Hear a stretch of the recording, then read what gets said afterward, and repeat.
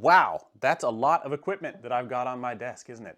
Almost enough to fill 2 entire backpacks worth of stuff, which is exactly what we're gonna do, because today we're talking about lightweight, baby! And if you appreciated the Ronnie Coleman reference, we'd probably be friends. So, what are we talking about today? We're talking about ultralight hiking. Whoa, hold on there, Jethro. So I just made what many would consider to be a mistake, which has turned into a fun little teachable moment.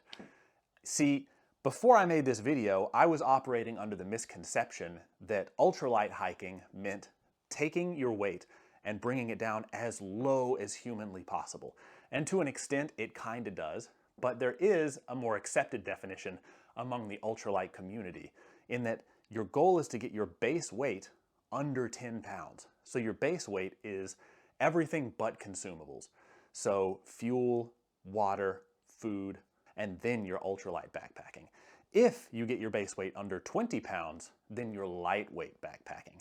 Spoiler alert though, kind of a spoiler, I do get my base weight down to 10.3 pounds. Although it's something I never measured in the video, I went back out of curiosity to see where I was at, and I was at 10.3. So I guess it's kind of ultralight backpacking. It's close, okay? It's close. Anyways, back to the video. You keep doing what you're doing, handsome, and see ya. So this is kind of interesting for me because I've always been firmly on the side of carrying more stuff. Super light equipment, it costs a lot of money. Now that I'm in this position, I'm getting a lot of super lightweight gear, and I thought, hey, I should do a video about this. So what I'm gonna do is I'm gonna pack our standard backpack here, which is a Kelty Outskirts 70. I love this thing. I've had it for a very long time. And on the lightweight side, we've got the Mystery Ranch Radix 47. So this is a lighter pack. It has a smaller carrying capacity. I was able to take the frame out of it, which is right here, and cut down on a few extra ounces. So this thing weighs a little under 3 pounds, whereas this bigger backpack here weighs, I think like 3.7, maybe closer to 4. You'll notice I've got some stuff right here in the middle of the table. This is equipment that I wasn't able to duplicate for each side of this experiment. So we've got my camp stove, we've got my fuel here, we've got my food and my bear can and my little camp pillow. This is all stuff that I don't have 2 of, so we're just gonna take it, put it aside, weigh it, and then add it to the total weight of either side when we're done. So let's start packing, shall we? So on the heavier side here, we're gonna start with a sleeping bag. This is a Kelty sleeping bag. I don't know what it is, but you can see it's pretty chonky. I'm gonna speed up this footage because I don't wanna waste your time. On the ultralight side, we've got the Big Agnes Greystone. It's really, really compressible, very small. I'm sure you could put it in a smaller bag and get this thing even tighter than it already is. Then we're gonna pack our standard tent. Over here, we've got a Big Agnes Copper Spur HV UL2. So this is, you know what? This is a pretty lightweight tent. I'm gonna go get another one. Okay, much better option here. Okay, so I changed my mind and now I'm bringing this Kelty 3-person tent. And on Team Ultralight, we've got the Big Agnes Gold Camp UL3 tarp. We're also bringing a footprint for the tent. Some people don't like these. It's a little bit of extra weight. Personally, I like them. We're bringing it. Up next on Team Heavyweight, we've got the Helix insulated air pad from REI. I can already feel the difference here. We've got the Zenbivy Ultralight for the sleeping pad. So one thing you'll notice is that I'm not packing clothes, and that's because we're going to assume that the clothes are gonna weigh about the same on either side. We will, however, pack a jacket. This is some Columbia thing that I got. You know, I think I've got enough room to put these bags up here now. And over here, we've got the Arc'teryx Proton Hybrid lightweight hoodie.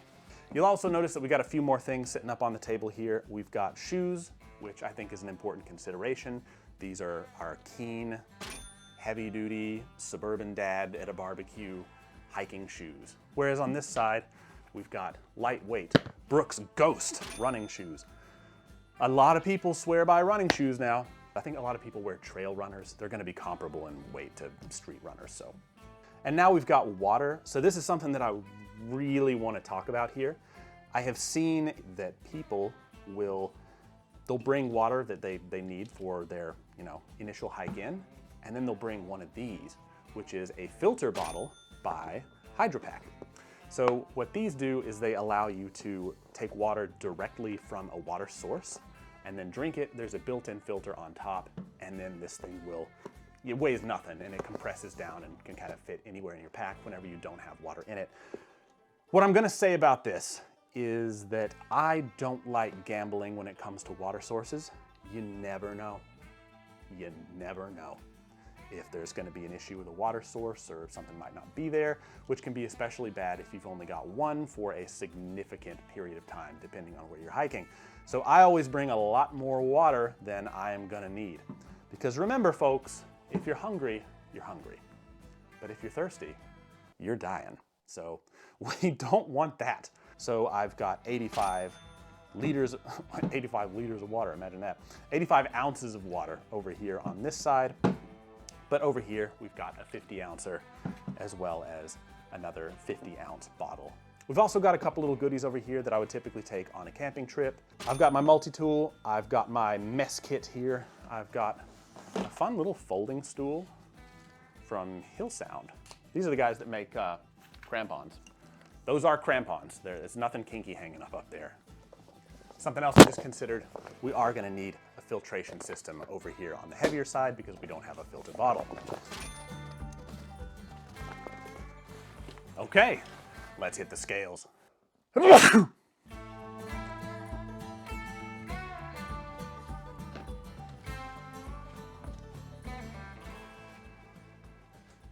Okay, so let's get my starting weight.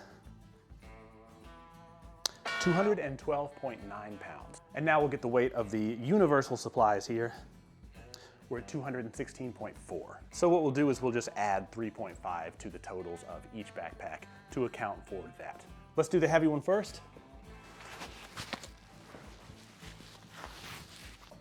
Now for the moment of truth. 239.6.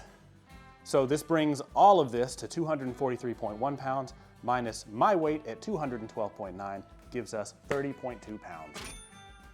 That's actually not that heavy. Now onto our lighter weight system here, which I can tell you, I already feel a big difference. Now we're at 228.6. That's gonna be plus 3.5 for supplies. It's gonna bring us to 232.1 minus my weight of 212.9 equals 19.2 pounds. So that's a big difference. There's a lot in that entire third of weight that we're talking about here. So this is all same equipment minus a couple little finer features like the camp stool and the knife. But this is all stuff that, what's in here is the same as what's in here, and there's that much of a weight difference. And the stuff that I'm using here isn't the most turbo ultralight stuff on the market. You can go further.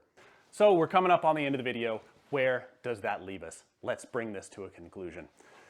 Standing here, I realize that this backpack it's definitely gonna be the one that I would pick. This whole setup here, if I had to go out in the woods right now, I would pick the lightweight setup, obviously, because I'm wearing these backpacks and this one is much heavier. It's less comfortable. I can feel myself starting to sweat. But I know that this backpack is more expensive and the things inside it are more expensive. They're lighter weight, they pack down smaller. That's gonna cost you more money. Does that mean that you need to have that? Absolutely not, because you can get so much enjoyment out of the heavier stuff, the older stuff. Do it the old way if you want. There's a value in that. Whenever I hike up a big mountain carrying lots of weight, that's its own special reward. And if that's what you want, then by no means do you need to upgrade to all the ultralight stuff, or at least the very lightweight stuff. So, what do I do? What's my recommendation here? Well, I like to do the best of both worlds. Kind of a cop-out answer. I like to use super light stuff wherever I can to make room for the other little gizmos and gadgets and goodies that I like to bring out in the woods that make my quality of life that much better. So I will use a lightweight backpack, I'll use a lightweight tent, I'll use a lightweight sleeping bag so that I have more room for other stuff, namely camera equipment. But you might bring whatever. It's about moderation, people. Moderation and spending what you can when you can, if you want to. So get out there, enjoy the woods, and subscribe, please. I do videos like this every week. I'm not always in my house. Sometimes I go to really cool locations. I'm just about to do that. It's gonna be a lot of fun. And I will catch you all on the trail. Y'all stay safe.